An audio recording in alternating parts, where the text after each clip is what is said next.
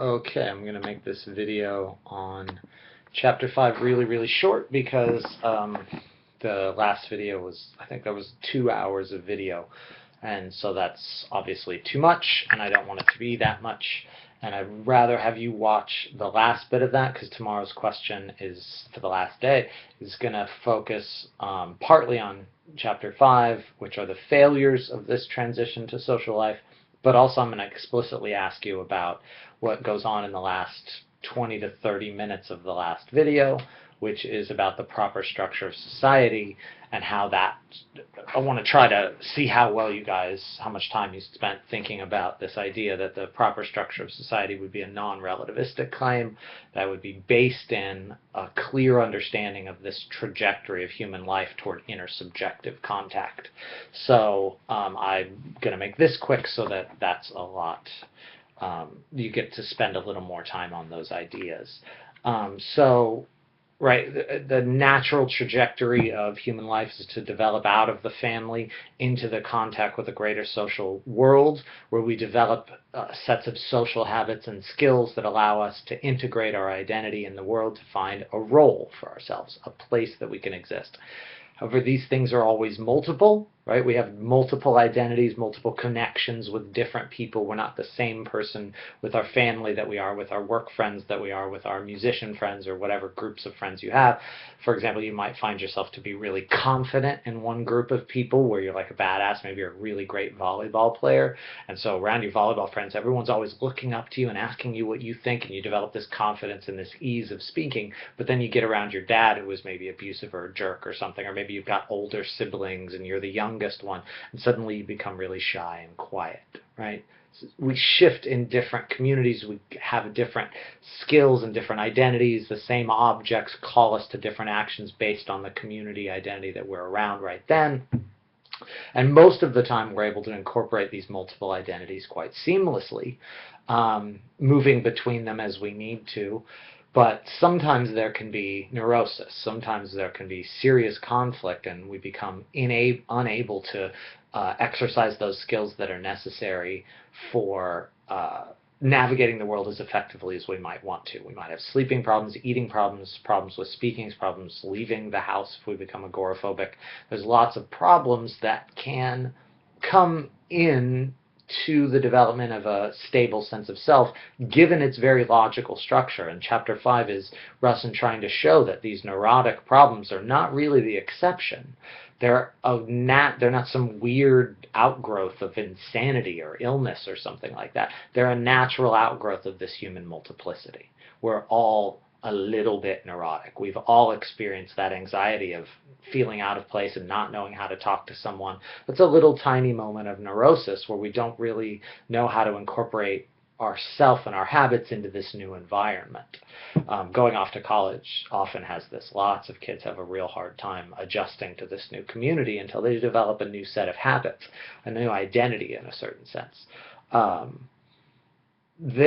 Therefore, I mean, these neurotic problems that he's going to talk about, people, having eating disorders, which millions and millions and millions of people in our country suffer from, having difficulty speaking to certain kinds of people or speaking in public. A lot of people suffer from those forms of anxiety, right? There's sleeping problems, eating problems, sexual dysfunction. There's a huge variety of examples that he gives, even just the basic one of walking around and eating, and anxieties about going to the bathroom, right? There's people that can't go to the bathroom in public bathrooms or need to have the water running. These sorts of anxieties are incredibly common as a result of the structure of becoming an adult, and how it's multiple and conflicting, and that gives a nice ground for neurosis to grow in. So, again, I'm not going to spend a whole lot of time on this. I'm going to skim through a lot of stuff. It's not as important to have a careful, detailed understanding of this. The basic overarching view I want you to understand is there's this structure where we move to become adults, which is about self-control. Right? And it's about incorporating our narrative of ourself into the narrative of the community so that we find a role for ourselves. I am a man in America, therefore I need a wife, and I need a job, and I need these kinds of things. I find a place for myself where I fit in this social narrative.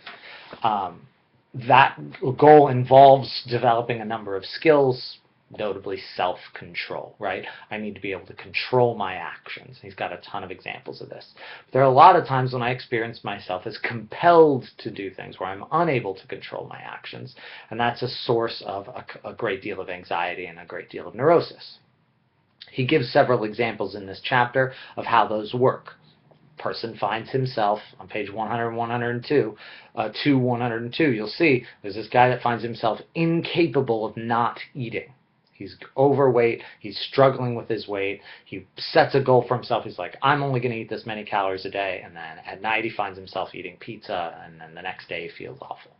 And then he goes through this cycle and he can't figure out why it's happening. Well, Russon makes it really clear why it's happening in this instance, is that his habits are not allowing him to be a free chooser, right? He's not free. There's a threat to the autonomy of the self. We've seen this from the very beginning of the book. That threat is we're not freely choosing what we want. We're controlled. We're determined. We're not autonomous. This guy is not autonomous because he's developed a habit of interpreting his own identity in such a way that he experiences self-esteem and value, which he needs, by being a good eater. He's a comfort eater. He eats to comfort himself. And this is the result of being in a family environment where he was told, clean your plate, you're a good eater, and it's an expression of self-identity and power. He consumes this thing. You might have someone else that's a compulsive shopper that feels awful about themselves, but then they buy things, right? It's an exercise of personal power when you own something. I go out and I buy it and I own it. It makes me feel better about myself. This can get compulsive, and a person finds that they can't stop shopping, or can't stop gambling, or can't stop drinking, or can't stop eating, right? Those compulsive behaviors are not simply an illness. They're a natural response to developed habit, a habit of intersubjective contact in which our ability to buy things, our ability to eat things, is an exercise of our power and makes us feel worthy. Makes us feel like we matter in the world because we're buying this thing, we're eating this thing.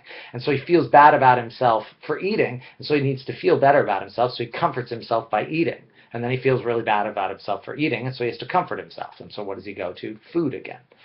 This cycle, it seems irrational, but it's actually completely rational. It's just the rationality of two conflicting views of the world, right? It's perfectly rational to eat for comfort if you were raised in a house where eating was emphasized as this place where you showed that you cleaned your plate and you were a good boy and you got this reward. He's not being irrational and being comforted by that. That's how he was raised. So what he has to do is, as we see with the example of the girl on page, 85? Right, 85, 86, 87. This girl, what she needs to do is stop berating herself, right? Especially on page 86, we'll get to this. Berating herself for being lacking self-control, because what's in question is what is the nature of that self.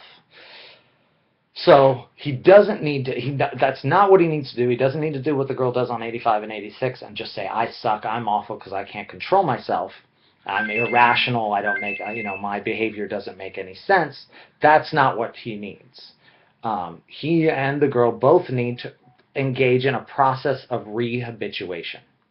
They have to change their responses to the world. That takes time. Our habits do not immediately respond to our rational, I'm going to decide to stop having the habit of comfort eating. I'm going to decide to stop having the habit of having trouble sleeping unless there's a fan going or noise from the street. I'm just going to immediately change my habits. That's not how it works, right? It takes time to develop new habits. And we have to figure out rationally how to do that. We have to figure out where do the habits come from, what's driving them, how can I satisfy those psychological needs in other ways, what do I need to do to get my eating under my own rational control so that I can be healthy, right? There are any number of ways this compulsion can be played out, right? Infinite numbers of different kinds of eating disorder, from overeating to anorexia. What needs to be done is a rehabituation of the self.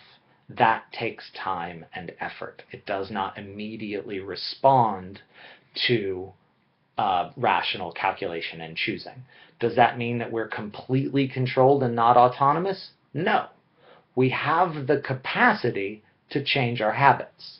It just doesn't happen automatically or easily or quickly. And so what we need is a philosophical method of self-analysis where we discover what these habits are, how they're rational, how they're functioning, and learn how to engage in the process of rehabituating ourselves. How can we train ourselves to desire healthier foods? If we were raised in a household that ate just crap junk food all the time, that it turns out you look at it, you're like, this is unhealthy. This is what I want to eat. This is what I'm drawn to eat. I feel comfort when I eat this food, but I know that it's bad for me. I need to change my cravings, right? I need to change the way I think about food. I need to rehabituate myself and not repeat this tradition of unhealthy eating. Same thing can be said for sleeping patterns, any number of different habits that we've developed from the time we were. I talked about my cousin who had a habit of engaging in the mood of anger. His interpretive habit was a situation in which I've been slighted in any way immediately calls for action, and that action is aggression and outbursts of anger. He discovered that he had to rehabituate himself. And how do you do it? It just takes time, right? Like you feel the urge to get angry, and if you're carried away by that impulse, then you're not really an adult. You're not an adult yet. You're not self-controlled. But if you are self-controlled, what you can do is, that impulse isn't going to go away, but when it happens, you can say, oh, stop myself.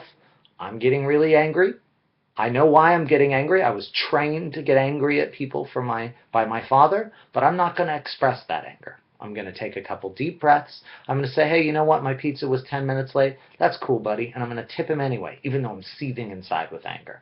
And I'm going to sit down, and I'm going to take a few deep breaths, and I'm going to realize, hey, that was way better, right? That was a better outcome. I am glad I didn't get ridiculously and articulately angry right then. Man, that was better. I'm going to start doing that every time. And it takes work, but then after a little while, it stops taking work again, right? Like some of you have all of a sudden had to, joined a team, and you have to get up at 6 a.m. to go run miles and then practice out in the cold. And you're like, the first few times, it's like a nightmare. You're like, how am I going to do this for a whole season of play? And then after like the 3 weeks or so, it's just like, yeah, we just get up and do it. And there are people that do this every day of their life, and it's not a struggle anymore because they've rehabituated themselves. This is just how humans are. So this is what we need. We can become autonomous. We can become self-governed beings. It just doesn't come immediately. And so this girl in 85 and 86 who's like, I suck because I can't change the way I desire food. Well, she's not doing it in the right way. She's thinking of herself incorrectly in terms of this liberal individualistic tradition that Russon talks about. That happens to be a lot of the basis of our own sense of identity in America and is not an accurate representation of who we are. So I want you to get a sense for that kind of duplicity and that multiplicity of our identities. So hopefully a lot of this makes sense.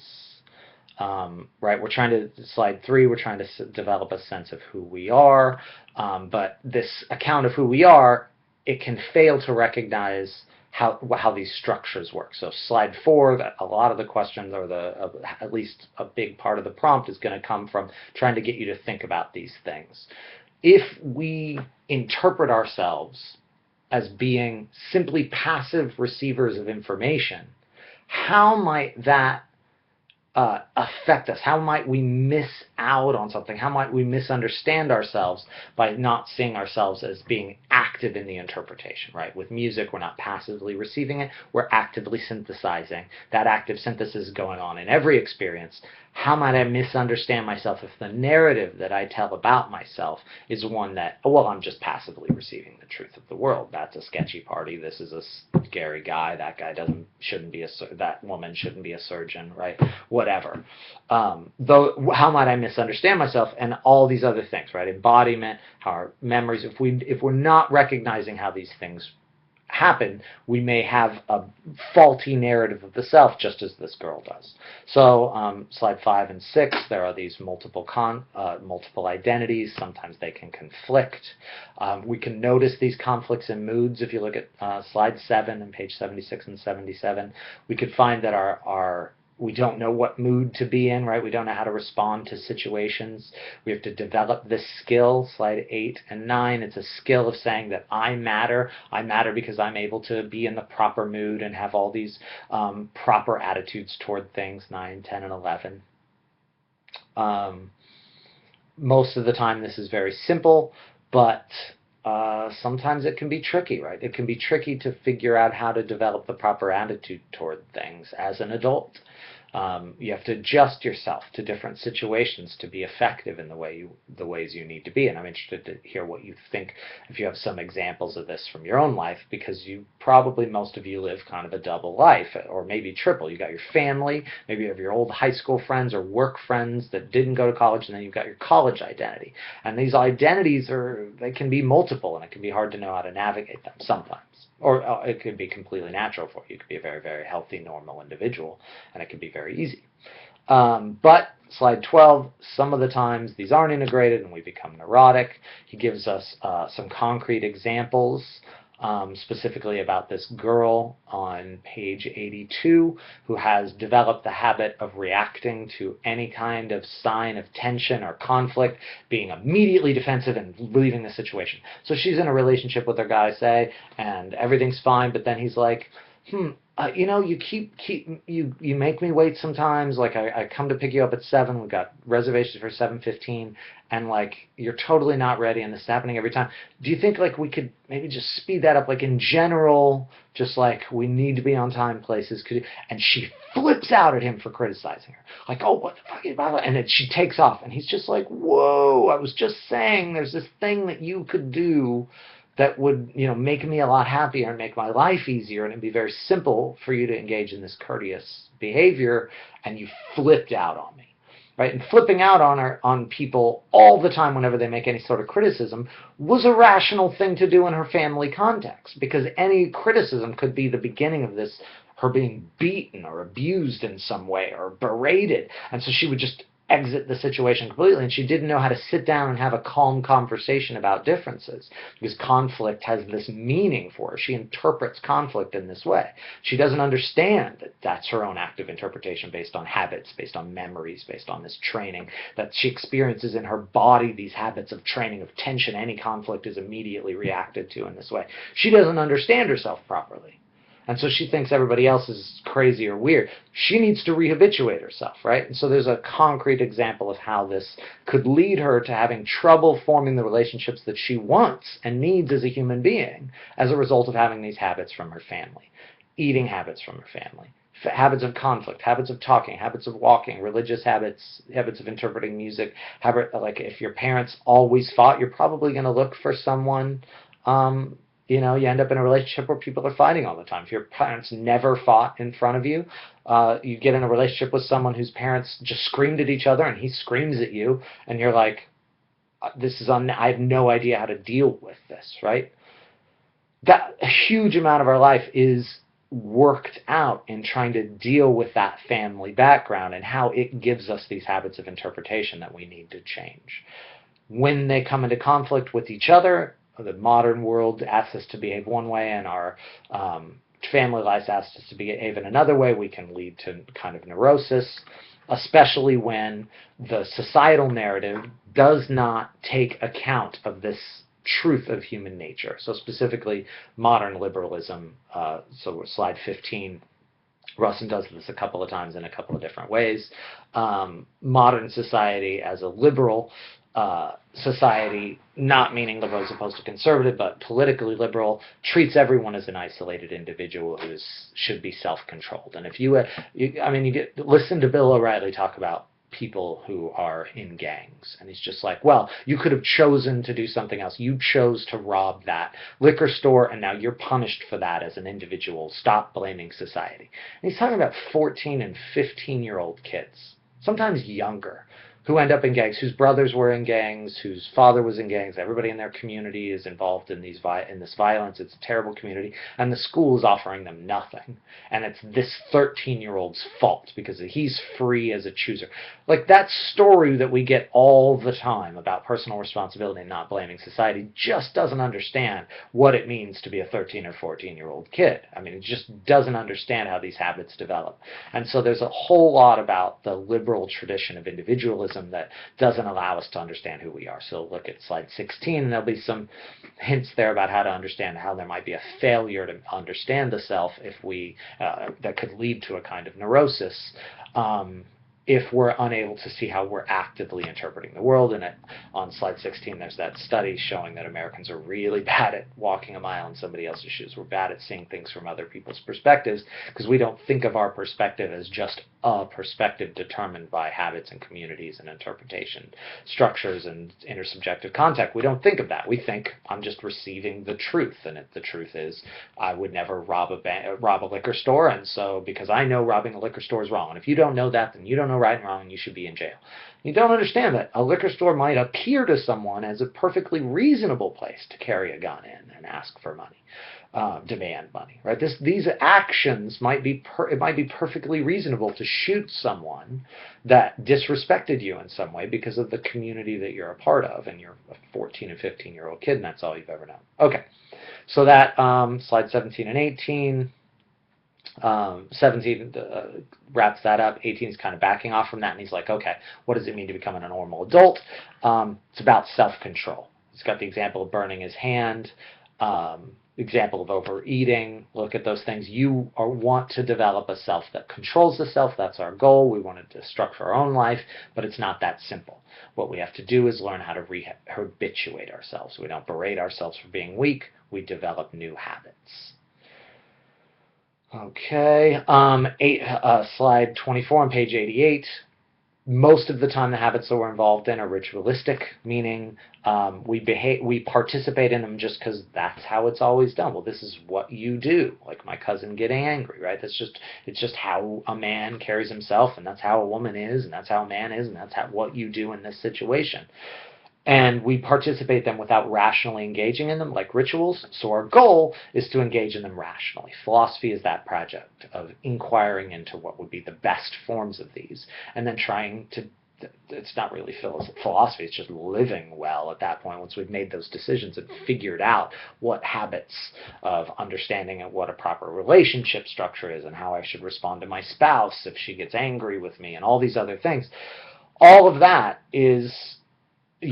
philosophy is the analysis of those proper structures and the values that we should use, and what are objective and what are subjective aspects of this, and what is the nature of being, and who am I and what am I. And once these things are investigated and we discover that here's the best form of life, the best form of life is governed by these set of values, then we have to develop those habits, and that's just a process of working at it, right? Like, so if I happen to decide that my life, this is Plato's claim, is that my life, the best life has a balance between philosophy, which just means learning and study and the life of the mind, and art and beauty and music, and gymnastics, which for him is any sort of physical exercise. And you need a balance of these things. If you have too much physical exercise and not of the others, you get big and strong, but you're kind of a brute and you're kind of an idiot, and you storm around and you make demands of people. If you have too much art but not enough physical exercise, you get soft and weak, and if it's cold, you whine a lot. And so you want enough physical exercise so that you're a strong individual, but not so much that you become a brute. You want to study things philosophically. You want to learn about the world, but you don't want to be an egghead with your nose in the book all the time. So you need this balance. Okay, got it. Now I have to start working out.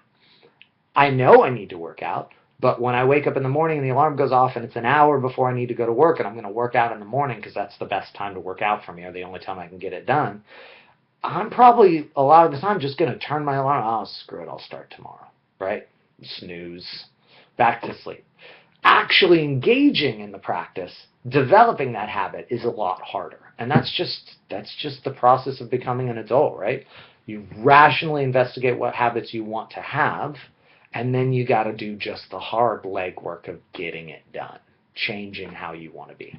maybe you're with a spouse and there are sexual practices that you desire that your spouse does not desire. What are you going to do? You're going to be super dissatisfied or cheat on her in some way? Or are you going to be like, okay, this is a set of habits that don't work for me anymore. They're making me unhappy. How am I going to start engaging in changing those habits? How am I going to change my eating habits? If I've been a smoker and I decide rationally that's not the way to do it, how am I going to change that? If I decide I need to floss every night before I go to bed, I've got to develop that habit. If I decide I need to play a musical instrument, that's hard. It takes real determination to learn to play a new musical instrument or to get art in your life in some other way. That might take some effort. You might be like, I really just want to watch another episode of this television show, but I'm not going to. I'm going to turn it off and I'm going to read poetry. I'm going to read a novel, or I'm going to watch a film that's an art film that's not just entertainment and things blowing up. That's the process of engaging and developing new habits that are not ritualistic, right? We're not just participating in them because that's how it's done or that's how our family did it. We've decided rationally as a result of philosophical investigation into the proper values that guide life that this is what I want to do.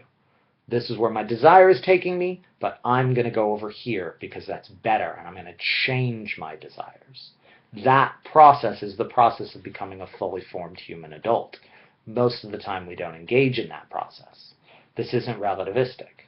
The values, you may argue that there are relativistic elements to those values, but I'm going to tell you that there are huge swathes of values that are non-relativistic. You need to develop the habits of self-control and courage and compassion if you're going to be a good human being. You have to develop impulse control. You have to develop a ton of things. But whatever those values are, the fact that in order to live the best life possible, you need to get out of the cave, remember Plato's cave, where what these concepts of these values are just given to us, and we participate in them as rituals that we don't understand, and make the journey toward the truth where we develop our own set of habits and form our own identities. That can go well, and it can go poorly. And if it goes poorly and we misunderstand ourselves and find ourselves always compelled to do things that don't turn out right, we just constantly get angry and punch people. That's just how we react to things, and then we end up punching our boss and we lose our job. We punch our spouse and go to jail and she leaves us, and we punch our friend because we got too drunk, and just we're punching people. It's like time to stop punching people, right? Like, hey man, you need to punch fewer people, like way fewer people. I know that's how you were raised. I know that's your natural reaction, but it's not working. That compulsion that you experience to eat this or punch that or have sex with this or do whatever, those compulsions can be fought against without just taking a pill or whatever. You can learn to do those things better. It just takes time and effort. When that is not going well, you have a neurotic situation. And that's the account of neurosis, not as that shouldn't sound anything like illness. This is just multiplicity and conflict of interpretations and multiple habits. That's the nature of all of our identities. Neurosis is just when those conflicts become debilitating. So 90 through 94, he outlines how those debilitating things are not illness. On 94 through where we're reading at the 102, he looks at a bunch of different neurotic situations, culminating in the neurotic situation of the guy who can't control his own eating because he's got these two competing habits that I talked about at the beginning of the video. And that's what I want you to really get a handle on. This process of developing self-control is the process of becoming an adult. How that can be, as always, multiple. How most of the time that multiplicity is fine and it's seamlessly integrated. But a lot of times it isn't. A lot of times it isn't. And a lot of times it isn't optimal. The way my parents taught me to eat was not optimal. And I had to rehabituate my eating. I've had to rehabituate myself. I'm going to have a baby soon. I'm going to have to rehabituate a lot of things about my life if I'm going to not be miserable. Like, just going to have to change, my desires, or I'm going to, feel trapped and miserable in this new life. That's just the process of becoming an adult, right? You have to rehabituate yourself. Most of the time, this can happen very efficiently. Sometimes those old habits and new habits conflict to such an extent that we're not able to operate in life at an optimal level. We're unhealthy, we're unsatisfied, we lack self-esteem, and we can't control ourselves and our lives. That's neurosis. Well, hopefully that makes sense, and hopefully it makes sense that this is gives a field of understanding philosophy, right? So that philosophy is this mental stuff that we're doing, that I'm talking through. You have to actually engage in it in your life. You then have to go on and live it. Just saying these things isn't enough. You have to actually do it, and that's another matter. That's living the life of philosophy. But hopefully you can see how the rational analysis of what we are and what we're doing is really, really important. It's the groundwork of engaging in this question of who am I, right? And that is necessary for understanding who am I in terms of the habits and concepts I employ, and what I think about the world, and how I vote, and what I choose to do for a living, and all these questions. We start off in the cave. We're supposed to develop a rational understanding of these things and then learn to live in the light of that rationality. That's the field in which philosophy, properly speaking, happens. That investigation into the nature of what we are. And hopefully this rings some bell with the Common Core questions, right? The question, what does it mean to live a life of meaning and purpose, which is where we started this class with Ivan Ilyich. That question is based in the first Common Core question. What does it mean to be human? You have to give an answer to that question to understand what a meaningful human life is like. That's what Russon does, right? He's like, here's what human life is like. Here's what it means to be human. Here's what it means to be a human being, an interpretive, embodied, temporal being, intersubjectively defined. First by family, then by broader society. Period. Right? That is every human being in every society ever, not relativistic. It takes many different forms, but it's true of all of us. That, what it means to be human, tells us what a life of meaning, living a life of meaning and purpose is like, and it tells us what it would look like to forge a more just society. That flows out of this question rationally, philosophically. And philosophy is investigating at every stage of the way, based on what it means to be human, what it would mean to be an excellent, meaningful human life. That investigation is a huge percentage of philosophy, those first two. And then political philosophy is this investigation of the proper structure of society, which he hints at, which I will be asking specifically about in this prompt, and that you can see in the last video, and you see on page 72 and following, at the end of chapter 4. But then he has a whole other book on this. Incidentally, he's got hints at it in chapter 5, why American individualism is not the proper narrative for human beings to understand themselves, and thus not the proper structure for society, etc.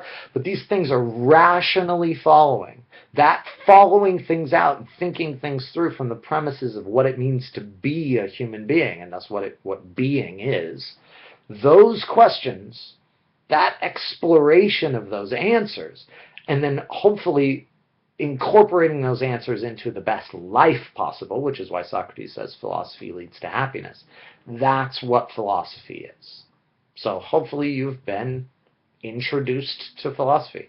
That was my goal, was to introduce you to philosophy. So philosophy meets students, students meet philosophy.